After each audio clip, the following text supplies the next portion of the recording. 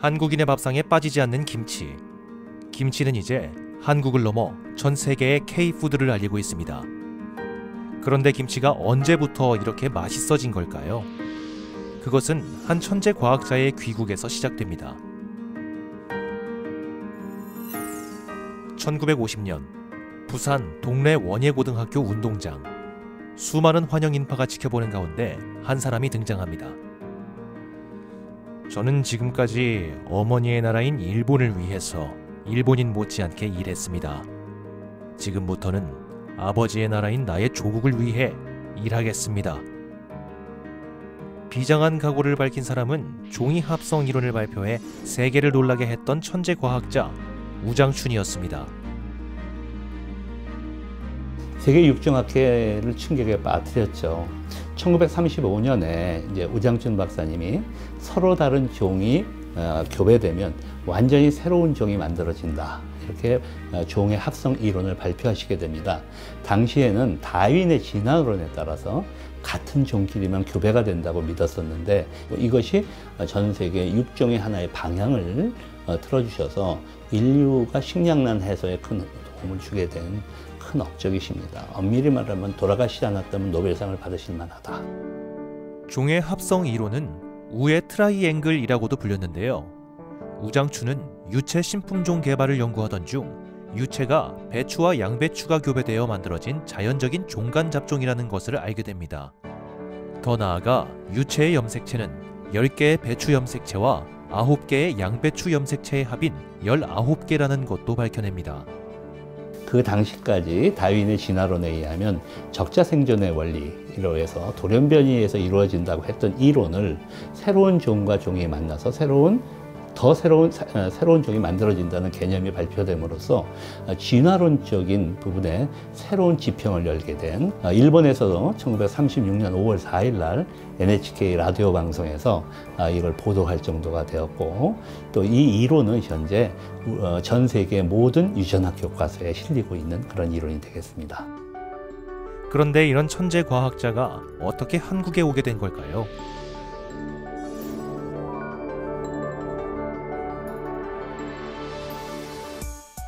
당시 우리나라는 일제에서 독립은 했지만 농업은 여전히 일본에 종속돼 있었습니다.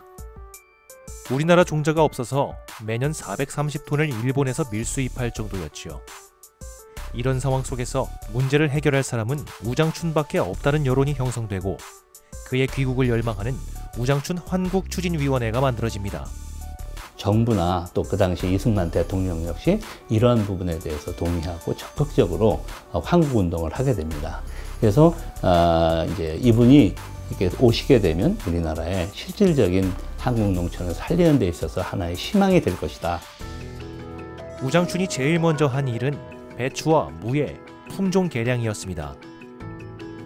당시 우리나라 배추는 지금과 많이 달랐습니다. 밑둥만 뭉쳐있고 이파리는 퍼져있는 모양이었습니다. 김장김치에 적합하지 않아 거의 일본 배추에 의존하고 있었지요.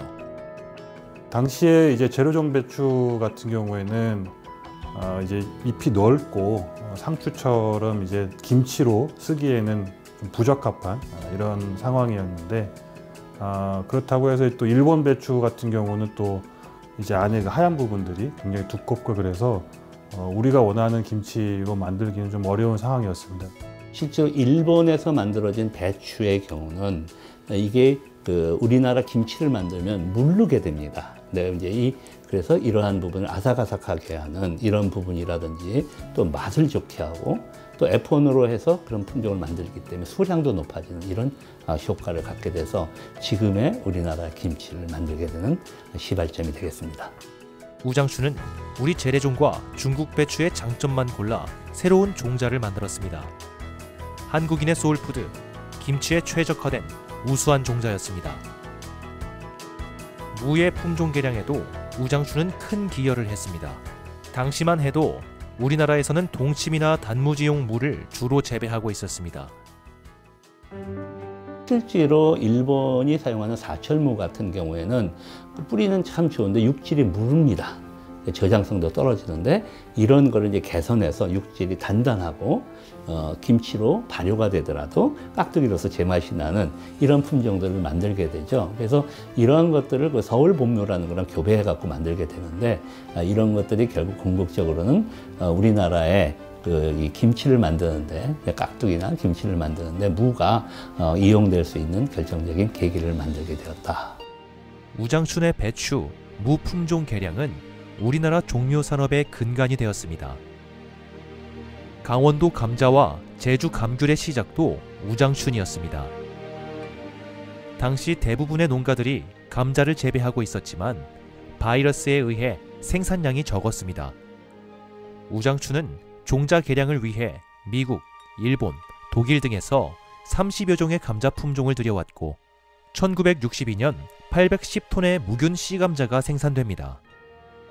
이러한 종서, 즉 무병 종서의 경우에 아주 비싼 가격으로 팔리기 때문에 그 당시 대관령 쪽에서 1년에 3천만 원 이상의 소득을 얹었다. 이런 이제 이야기에 있어서 농민들이 부자가 되고 대관령의 농업이 되고 감자하면 강원도 이런 이제 얘기가 나오게 된 겁니다. 지금 우리가 손이 노래지도록 귤을 까먹을 수 있는 것도 다 우장춘 박사 덕분입니다. 1951년 우장춘 박사는 감귤 생산 적지로 제주도를 선정하고 신품종을 도입, 선발해서 감귤 생산의 기반을 마련했습니다. 우장춘은 다윈의 진화론을 보완하는 뛰어난 업적에도 불구하고 개인적인 논문을 쓰지 않았습니다. 농림부 장관 제의도 거절했습니다. 오로지 조국의 농업과 농민을 위해 현장에서 연구하고 헌신했습니다. 그리고 1959년 사망하기 직전 대한민국 문화포장을 받습니다. 병상에서 우장춘은 한참을 오열했습니다. 그리고 이 한마디를 남깁니다. 조국이 드디어 나를 인정했다. 한국인과 일본인 사이에서 태어난 그런 분이시지만 우리나라 조국을 진짜 사랑하시면서 마지막 돌아가실 때까지 열정을 주신 그러한 우리나라로서는 정말 생각할 수 없는 그런 대단한 그 업적을 내신 우리나라 농업과 그리고 우리나라 국민에게 큰 희망과 그 빛을 주신 그런 분이다. 조국을 위해 스스로 한 알의 씨앗이 되어 한국 농업의 자주자립을 일군 우장춘. 우리의 위대한 오늘을 만든 과학기술 유공자입니다.